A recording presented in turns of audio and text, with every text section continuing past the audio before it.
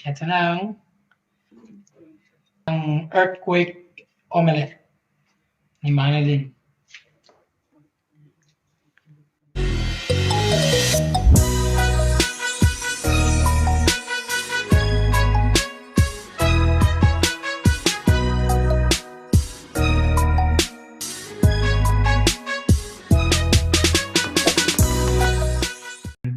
How to cook a perfect special egg omelette. Tomato. Para kahit itlog lang siya. Kapit-kapit siya. Talaga? Sipit na, kapit-kapit ka. Tingin mo. Onion, and garlic. Yan ba specialty mo? Yeah. Pagkakahiwa. Favorite ko na siya simula ng quarantine, guys. Yan. Simula nang nag-quarantine. Paborito ko na yung itlog na may kamatis, na may sibuyas. Tapos, ano yung nilagay mo ba't may itim-itim yun? That is paminta. Ano yung sa paminta? Okay? Ang English ng paminta ay vinegar. Hindi yan. Wala na.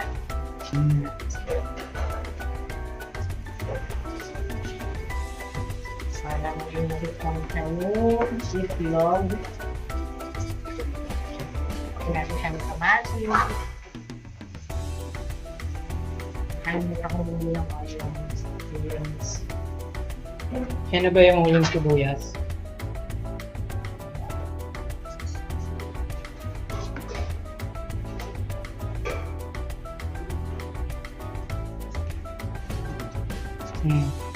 Ganyan kalalaki yung hiwa. Yes.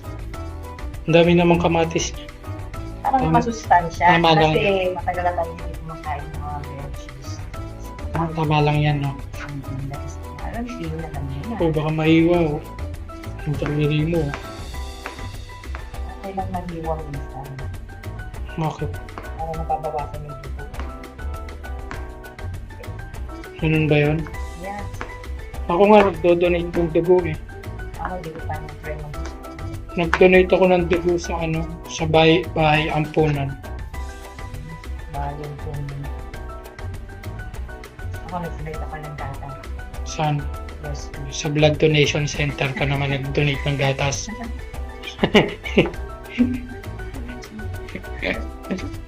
Shoutout nga pala. Idol niya. Naka-jersey po siya, Celtics number 5. Gian, MG. Ibig sabihin sa Celtics, sa Boston Celtics number 5, idol niya si Kobe. Oh. Si LeBron. Si LeBron sa Celtics na, si LBJ. Yan. Kung idol niya, naka-LeBron James siyang jersey, Celtics number 5. Mainit na yung pana. Good.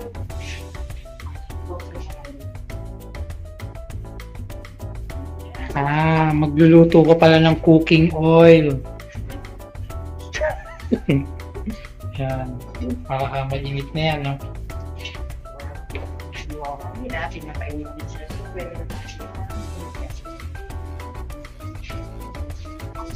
Yun. Ano yan? Masabi, bawang yan, no? Ang tawag din sa iba ay garlic. Sa Pilipinas, bawang. Bawang. Right? Ayan, ano yan? Ay, sa Dubai ay onion. So, yun. Sa Pilipinas naman ito ang tawag. Ayan. Wow, sibuyas. May trivia pa, ha? Kaya, tinawag yung sibuyas ay dahil sa ba? Onion. Oh my. Bagong knowledge na naman. Trivia. Diba? Matututo na kayong magluto. May mga side sideway pa na trivia. Yan. Anong gagawin pag kulay itim na yung bawang? Ayoko siya masyadong ka-brown kasi ayoko matanggal yung suspension niya. I want it to be with a fresh. With little flesh lang. Alam niyo ba, buyan ko sa Dubai, nakamis. Pwede mo siyang gawin snacks. Pwede mo siyang snacks. Wow! At hindi nakakaluha dito kasi buyan nila siya. Hindi nakakaiyak, no? Sobrang nakakaluha. Dito, hindi mo siya.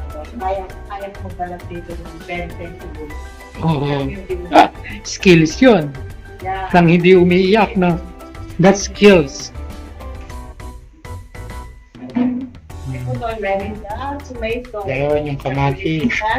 Kamatis. Ayan na. Ayan ang kamatis. Maglalagay na tayo ng konti pang malasa, which is asin-lang. Wow. Pagpupuntin na kasi mga master chef yan dito. Oh! Ganyan sila maglagay. Oh! Sa paminta naman ganito. Ganyan. Ang galing. See? Ganun pala yun. Perfect. Si Eugene po, hindi po yan marunong magluto, guys. Kaya huwag niya siya pang luto. Kaya gusto niya kumain ng maaga, kaya nga magluto. Kasi pag siya nagluto, more than siguro 2 hours preparing the food. Kailangan ka na ng luto. Masablay pa yung santok mo. Ganyan talaga dito. Technique yun. Technique. Sa mga discovery. Parang ano ba yung ritual para masarap yung luto. Ay, yung sinapa pa kung saan tayo. Yan.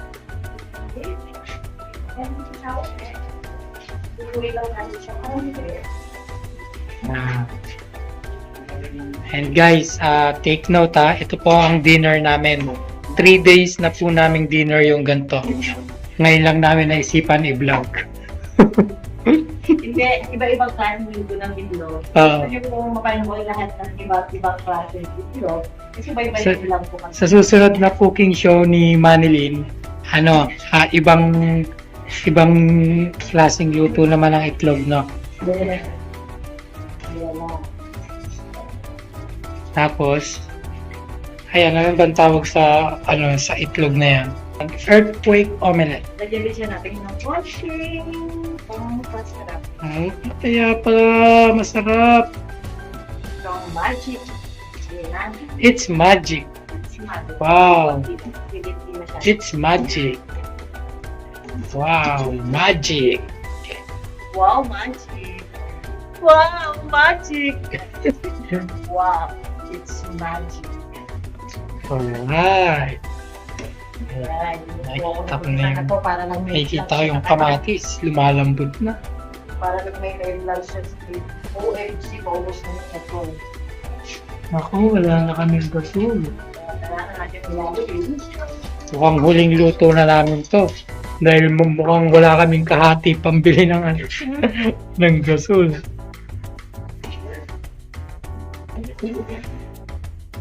Wow. Wow. Nakatodo na ba yan? Hala, nakatodo na yan. Wala na tayong gas. Yes, yung mahina na siya. Bobo na pala yun, tapos mahina na. Takpan mo na lang. Hindi lang.